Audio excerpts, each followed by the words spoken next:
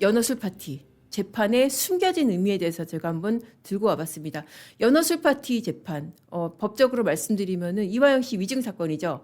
위증 사건에서 위증 혐의는 유죄가 나서 징역 4개월 난 거 다들 아실 거고, 박상용 검사가 이제 여기저기 방송이나 유튜브, 저희 얼마 전에 3자 대면에 나왔었죠. 이 재판의 의미에 대해서도 이제 많이 분석을 해서 여러분들 보셨을 텐데, 제가 거기에 더해서 이 재판의 숨겨진 함의에 대해서 현직 판사들의 증언까지 더해서 한번 풀이를 해드리겠습니다. 이게 지금 이렇게 돼서 위증이 유죄가 나니까, 야, 이제 박상용 더 징계도 못 하겠네. 그럼 공소 취소도 물 건너가는 거 아니야? 라고 생각들을 하실 텐데, 그렇게 생각하기에는 이르다는 거, 그 점을 한번 법적으로 자세히 짚어드리겠습니다. 자, 먼저 이 사건 판결 결과를 조금 이제 좀 뜯어볼게요.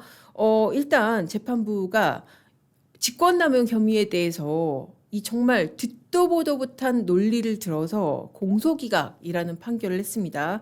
자, 왜 그런 논리로 검찰에 그야말로 목을 친 건데요. 이 논리에 대해서 판사들이 뭐라고 하는지 아세요? 법관 생활을 내가 수십 년을 해봤지만 이런 해괴한 논리를 처음 봤다. 그렇게 얘기를 하고 있습니다. 자, 그럼 먼저 무슨 혐의로 기소가 됐고 왜 공소기각을 선고를 했는지 그 부분부터 좀 살펴보겠습니다. 먼저 연어술 파티 같은 경우에는 완벽하게 깨졌습니다. 사실 증거 앞에서는 장사가 없죠.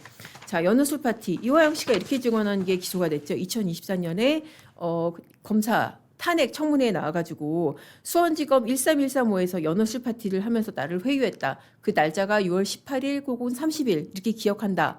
라고 증언을 했고, 여기에 대해서 증거가 아무것도 없으니까 검찰이 이거를 위증이라고 기소를 했었습니다. 그런데 이 한마디 나온 거를 가지고 정말 그야말로 온 나라가 난리가 났었죠. 국정조사하고 뭐 이걸 특검을 출범시키네 하네 하고 박상용 징계조사 진행하고 그렇게 전방위로 압박을 했지만은 결국 이번 재판에서 법정에서 선서하고 증언한 증인들이 다 뭐라고 했습니까? 박상용 검사, 김성태 전 회장, 방용철 이사, 설조한 변호사, 그리고 교도관들까지 다 한 입으로 그런 술자리 본 적 없다. 얼굴 붉어졌습니까? 그런 자리 없었다. 교도관들도 다 그렇게 증언을 했습니다. 박상용 검사가 술자리 만들어가지고 술 마셨다고 하는데 그런 사실이 있었습니까? 없었습니다. 그러면은 소주병이 아니더라도 페트병에 물을 담아서 이거를 소주병에 있는 것을 페트병에 옮겨 담아서 그렇게 준 사실이 있습니까? 없습니다. 라고 다 증언했습니다. 그렇기 때문에 정말 박상용 검사 말대로 기울어진 운동장을 아무리 만들어놔도, 그러니까 골을 넣게 하기 위해서 운동장 크기를 줄이고 그리고 골대 문을 넓혀놓고 그렇게 해 놓더라도 마지막 한 골이 안 들어간 겁니다. 뭐가? 연어술 파티가. 결국 배심원단도 4대3. 참 3이 왜 그렇게 나왔는지 저도 잘 이해가 안 가지만은 타수결을 어쨌든 판결하니까 4대3으로 유죄 판결이 났던 겁니다. 이거 사실 뜯어보면은 정말 어이없는 게 이화영이 계속 말이 바뀌었잖아요. 심지어 이 일시가 왔다 갔다 한 데 이어서 음주 여부에 대해서도 나중에는 내가 술을 안 마셨다, 안 마시고 종이컵에 입만 댔다라고 했는데 어땠습니까? 정작 증인으로 나온 수용자들, 재소자들은 뭐라고 했습니까? 아, 그때 이화영이 얼굴이 빨개져가지고 돌아와서 술하고 회를 먹었다고 그렇게 얘기를 하더라고요. 그러니까 어떻게 보면은 이거는 자기네들끼리도 손발이 안 맞았던 정황이죠. 그렇게 보니까 아무리 골대의 문을 좁혀놓고 아무리 골키퍼를 내쫓더라도 이 마지막 한 골이 들어갈 수가 없었던 것입니다. 제가 이제 어제 축구의 충격이 너무 커가지고 자꾸 이 축구를 이제 비유를 하게 되는데, 그렇게 해서 아무리 무죄 선고를 해서 이 연어술 파티를 있었던 걸로 하려고 해도 이게 도저히 그렇게 할 수가 없던 게 자기네들끼리도 말이 안 맞은 거를 아무리 배심원이 맘먹고 이거를 무죄를 주려고 하더라도 이게 안 됐더라. 그래서 결국 연어술 파티는 유죄가 났습니다. 그런데 자, 여러분, 이게 끝이 아니라는 것이죠. 제가 오늘 설명드리려는 것은 이 말도 안 되는 공소기각 논리입니다. 자, 공소기각 어떤 혐의에 나는지부터 보시겠습니다. 자, 이 부분입니다. 이 대북 지원을 하는데 대북 지원 직권남용이에요. 뭐냐면은 북한에 금송을 보낸다는 거예요. 금송이 뭡니까? 그러니까 이 비싼 정원수로 쓰는 비싼 소나무입니다. 근데 이거를 어떤 명목으로 보낸다? 수해가 나서 산이 민둥산이 됐으니까 이거를 복구한다고 대북 지원을 한다. 딱 들어도 말이 안 되죠. 그러니까 실무자들도 이거 말이 안 됩니다. 이거는 금송은 이건 대북제재 걸립니다라고 하는데 이걸 강행했다는 거잖아요. 강행을 하면서 그 과정에서 실무자들한테 여러 가지 서류를 작성하게 했겠죠. 절차를 진행하게 했겠죠. 경기도 돈을 가게 했겠죠. 이런 부분에 대해서 직권남용 혐의가 적용이 됐습니다.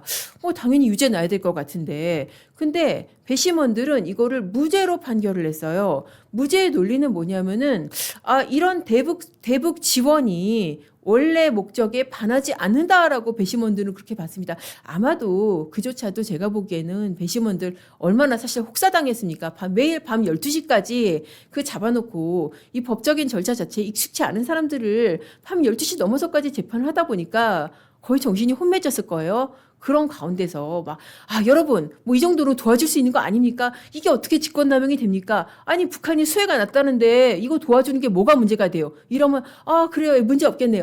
아마 그런 과정에서 무죄라는 판단을 내리지 않았을까 싶은데 재판부는 거기서 더 나아가서 이 무죄도 아니고 공소기각이야. 그러면서 검찰의 기소가 공소권 남용이다. 그런 결론을 내려버렸습니다. 그래, 자, 그렇게 해서 이 대북 지원 혐의에 대해서 그러면은 왜 그렇게 직권남용으로 아니지, 왜 그렇게 그러면은 무죄를 했냐. 이게 공소권 남용이라는 거예요. 자, 왜 공소권 남용이라고 했는지 한번 논리를 뜯어보겠습니다. 이런 얘기예요. 자, 너네 심영섭 국장 수사했었지. 심영섭이 뭐냐면은 이 대북 지원 사업에 있어서 실무를 담당한 사람입니다. 이화영과는 오랜 관계에 있던 사람이고 별정직 공무원으로 기용이 된 사람입니다. 이 사람 수사할 때 그때 이화영 인지도 못했었잖아. 이화영 혐의 못 찾아가지고 기소 안 해놓고 심명섭 1심에서 유죄 판결 받자마자 기다렸다는 듯이 이화영 그 공범으로 기소한 거 아니야?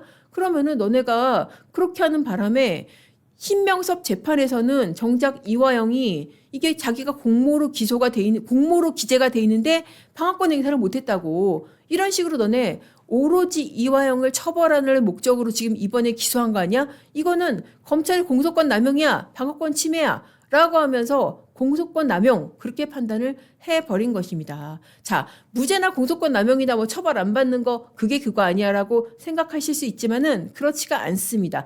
무죄 같은 경우에는 일단 검찰의 기소 자체는 문제가 없고 자, 유무죄를 따져보니까 증거가 부족하더라. 그게 무죄 판단이고요.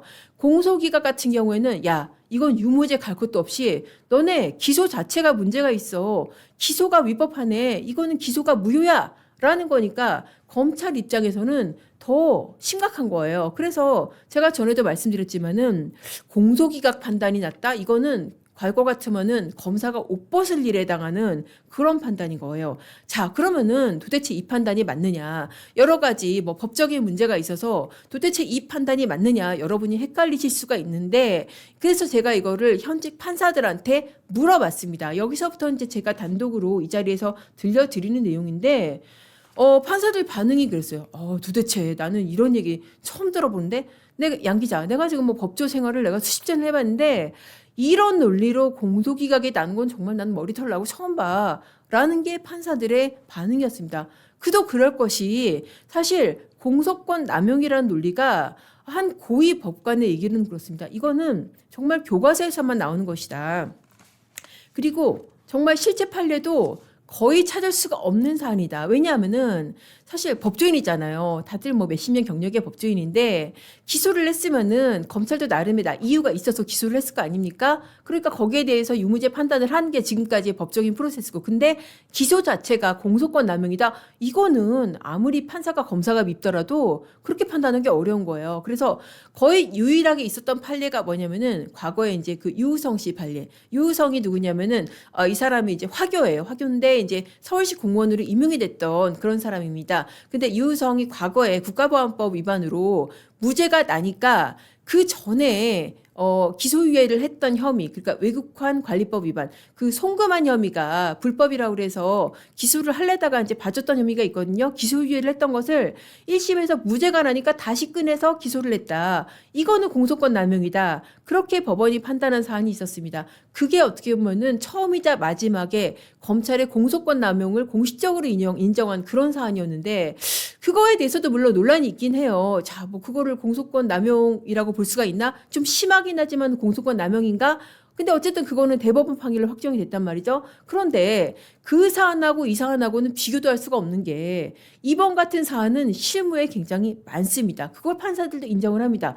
왜냐하면은 공범이 이제 A하고 B하고 있어요. 근데 A에 대한 수사는 잘 됐어. 근데 B에 대해서는 아직까지 뭐 이 사람이 도망가 있던가 아니면 증거가 부족하던가 수사가 안 됐어요. 그러면은 먼저 A를 기소를 합니다. A를 기소를 하면서 B와 공모하여 그렇게 적을 수 있단 말이에요. 그러면은 판단하는 판사 입장에서는 B가 기소는 안 됐지만 재반 상황을 보니까 뭐 A랑 공모한 게 맞겠네. 그래서 A에 대해서 유죄 판결을 합니다. 그러면서 판결문에 B와 공모하여라고 쓴 부분 인정을 합니다. 그런 다음에 B를 기소해요.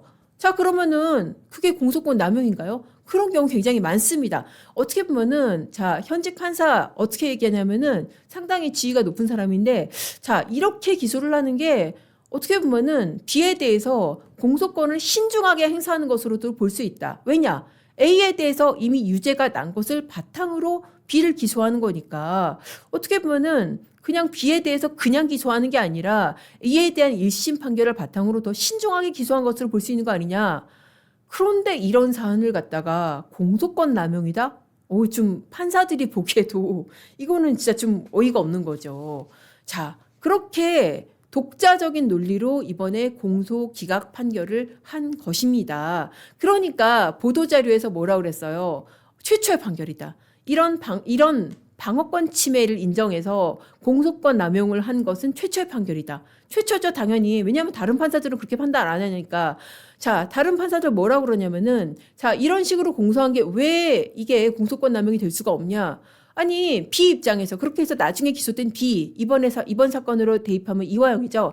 이화영 입장에서도 자기 재판에서 다투면 되잖아요. 자, 나 무죄다. 내가 이렇게 지금 대북 지원 부당하게 한 적 없다라고 다투면 됐잖아요. 이번에 실제로 또 다퉜었고. 그렇게 해서 다퉈서 배심원들은 무죄라고 판단했잖아요. 그렇게 해서 무죄 판결 받으면 되는 거지.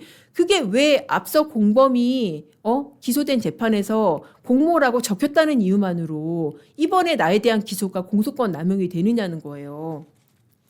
그렇게 해서 사실 법조인들 특히 같이 재판을 하는 판사들 입장에서도 이건 낯설어도 너무 낯선 논리로 공소기각을 선고를 했습니다. 자, 그러면은 여러분 여기까지 듣고도 좀 이해가 안 가실 거예요. 아니, 그래. 근데 그래. 판사가 그렇게 판단을 할 수 있지. 근데 중요한 거는 자, 이게 함의가 있다는 거예요. 이게 그냥 한 거겠느냐? 그게 아니라는 겁니다. 자, 송병훈 부장판사입니다. 이번에 재판을 한 수원지법 형사 11부 부장판사가 송병훈 부장판사인데 여러 가지 전력이 있습니다. 자, 첫째 뭐를 했냐? 당장 기억하는 거는 자, 이재명 대통령의 재판 중단을 했습니다. 대북 송금 재판 맡고 있다가 중단을 했습니다. 물론 중단을 한 것은 다른 판사들도 그렇게 했어요. 왜냐하면 헌법 84조에 따라서 저는 물론 동의할 수 없지만은 헌법 84조에 따라서 불소추 특권이 있기 때문에 소추의 범위에 재판이 포함된다라고 해서 중단했는데 이 사람은 거기에 그치지 않고 이 중단의 이유를 굉장히 길게 설명을 했습니다. 국민의 선택 이런 거 강조를 하면서 임기가 끝날 때까지 어떤 대통령의 어떤 국정 수행을 보장하기 위해서 이런 식으로 길게 설명을 해서 판사들도 저렇게까지 할 일이야? 그렇게 굉장히 고개를 갸우뚱했던 그런 장면이 있었고 또 최근에 기억하시는 거로는 그게 있었어요. 이게 굉장히 중요한데 김성태 전 회장의 대북송금 사건. 대북송금이 김성태는 진행이 되고 있어요. 왜냐하면은 대북송금이 이제 복잡한데 자, 일단 유죄가 확정된 것은 외국환 관리법 위반입니다. 그러니까 이화영이 불법으로 800만 달러를 송금한 이 외화 당국에 신고하지 않고 송금한 그건 유죄가 확정이 됐고요. 그리고 이게 뇌물죄로 기소가 됐습니다. 그러니까 별도의 범죄 혐의로 기소가 된 거예요. 왜 뇌물죄가 되냐? 대북 송금 북한에 보냈단 말이에요. 자, 북한이 제3자로서 뇌물을 받았고 그 정치적 이익은 누가 누렸다? 이재명 당시 경기지사가. 어떠니? 그러니까 북한한테 돈을 보내고 자기의 방북을 성사케 하면은 자기의 대권 주자로서의 어떤 입지가 부각되는 그런 이런 이익을 누릴 수 있었기 때문에 제3자인 북한에 뇌물을 주고 이재명이 정치적 이익을 누린 그런 제3자 뇌물죄로 기소가 됐었습니다. 그런데 이재명 대통령도 기소가 되고 받은 사람으로, 그리고 이화영도 받은 사람으로 기소가 되고 김성태는 준 사람으로 그렇게 기소가 됐는데, 김성태에 대해서 이 판사가 공소기각을 한 거예요. 왜? 이게 이중기소라는 거예요. 왜 이중기소인데? 아니 800만 달러 넘어간 거 이미 이화영에 대해서 외국환관리법 위반으로 김성태도 그렇고 판결 났잖아. 근데 왜 뇌물죄로 기소가 돼? 이걸 이중기소로 판단을 한 겁니다. 여러분, 이게 이중입니까? 아니, 똑같은 800만 달러가 아니잖아요. 자, 앞서서 유죄 판결이 난 것은 지극히 행정적이고 절차적인 겁니다. 외화 넘어가는데 외화 당국에 신고를 안 했다는 것이고, 이번에 기소가 된 건 뭐예요? 이게 뇌물이라는 거예요. 전혀 법적인 성격과 법익이 다른 것입니다. 그런데 송병헌 부장판사는 이거를 이중기소라고 하고 김성태에 대해서 공소기각을 선고를 했던 사람입니다. 자, 공소기각 처음이 아닌 거죠. 그런데 이번에 이화영의 어떤 혐의에 대해서 대북 지원, 이번엔 대북 송금은 아니고 소나무라든지 금송 이런 거, 소나무가 금송이죠. 소나무 그리고 이제 이 밀가루 지원 혐의에 대해서도 공소 기각을 선고를 한 겁니다. 뭐라고 하면서 검찰의 공소권 남용이라고 하면서, 자, 이렇게 공소 기각에 대해서 어떻게 해? 좀 스며들게 하는 저는 그런 판결이라고 보이는데, 이렇게 하면 모두 공소기각을 자칫할 수 있다? 이화영의 지금 대북 송금 혐의, 이것도 이 사람이 맡고 있어요. 저는 굉장히 좀 모골이 송연한 느낌이 드는데, 자연스럽게, 아주 자연스럽게 이번 판결을 징검다리를 해서 이화영의 이 대북 송금, 그러니까 뇌물죄 혐의에 대해서도 공소기각을 해버리면은 자연스럽게 어디로 갈 수 있다? 이재명 대통령의 이 뇌물죄 혐의에 대해서도 공소기각으로 자연스럽게 넘어갈 수가 있다니까요. 그래서 이거를 잘 봐야 되는 겁니다. 그래서 저는 이게 굉장히 중요해요. 항소 여부. 자, 이 사건 지금 항소 기한이 27일입니다. 오늘 26일이죠. 그런데 지금 판결 나자마자 이화영은 바로 항소를 했습니다. 그런데 검찰 지금 항소했다는 소리 여러분 들으셨어요? 저는 못 들었습니다. 이거 내일 자정입니다. 내일 자정까지 항소하는지 지금 잘 봐야 됩니다. 만약에 이거 항소 안 한다? 그러면 이거 공소기각으로 이화영에 대한 공소권을 남용한 검찰의 행위로 확정이 돼버리면은 송병헌 부장판사가 다음에 이화영에 대한 대북 송금에서 공소기각 부담 없이 할 수 있게 됩니다. 자, 그리고 이걸 빌미로 어떻게 갈 수 있습니까? 바로 공소 취소. 그러니까 지금 이재명 대통령의 재판은 중단이 돼 있으니까 공소기각을 못 하죠. 그런데 지금 그토록 이재명 대통령이 하고 싶어하는 자기 재판의 공소 취소, 그거를 할 수 있는 굉장히 유력한 빌미가 된다는 것입니다. 그래서 자, 이 재판에 대해서 어떻게 해야 된다? 검찰 항소해야 됩니다. 항소 시한 언제다? 자, 내일 27일 자정입니다. 그때까지 검찰 항소장 내는지 정말 잘 지켜봐야 됩니다. 자, 이런 식으로 하는 거는 이거는 뭐예요? 박상용 검사 그래서 뭐라 그랬어요? 자, 이게 공소권 남용이라고요? 이런 식으로 재판하는 거는 재판권 남용입니다. 자, 축구 얘기 또 안 할 수가 없는데 정말 축구 선수가 박상용 검사 그렇게 얘기했잖아요. 자, 정당하게 슛 때려가지고 골 넣었어요. 그런데 심판이 와가지고 너 여기서 넣을 수 있었는데 왜 저기서 넣어? 너 이거 슛권 남용이야. 이렇게 판단하는 거나 마찬가지다. 그렇기 때문에 이 말도 안 되는 판결에 대해서 검찰이 항소하는지 반드시 우리가 두 눈 뜨고 지켜봐야 될 것 같습니다. 자, 그렇게 돼서 정리해드리면은 연어술 파티 유죄 났습니다. 자, 그렇지만 이게 끝이 아닙니다. 현직 판사들조차도 납득할 수 없는 공소기각 논리, 여기에 대해서 검찰이 항소하는지 안 하는지, 자칫 이 사건이 이재명 대통령 사건의 공소취소로 연결될 수 있는 빌미가 되는지 우리가 잘 지켜봐야 될 것 같습니다. 자, 이번 방송도 보시면서 좋아요하고 구독 그리고 공유 많이 해주시면 감사하겠습니다.